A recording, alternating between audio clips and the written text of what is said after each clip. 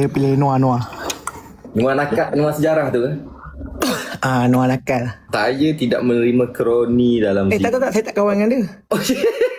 Okey, baik. Saya tak kawan dengan dia. Baik. Kenapa saya- pilih dia? Saya pilih dia yang pertama sebab kenapa aku selalulah pun jadi debor.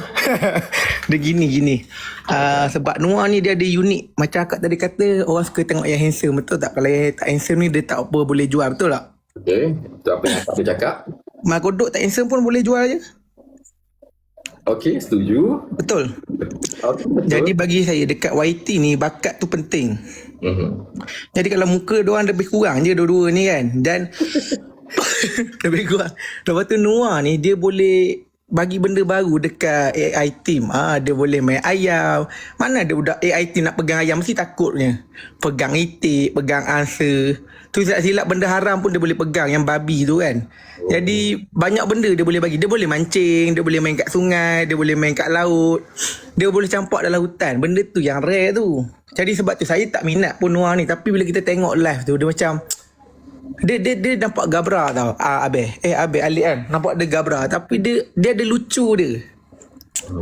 Kalau tidak takkanlah ramai vote Noah dekat story, betul tak? Betul. Jadi macam ni lah. Ambil je Noah.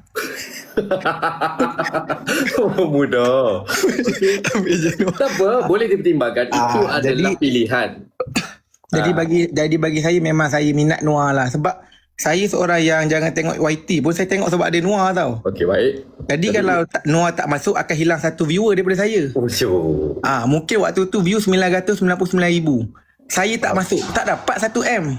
Betul. Betul yang tak? Fikir betul. Tapi kalau Noah diambil saya confirm tengok. Baik, betul. Okey, tapi kalau perempuan saya tak pilih siapa-siapa lah sebab saya pilih lelaki je. Baik. Faham. Boleh. Itu boleh. je Boleh. Terima kasih. Terima kasih. Acak S. Sama-sama.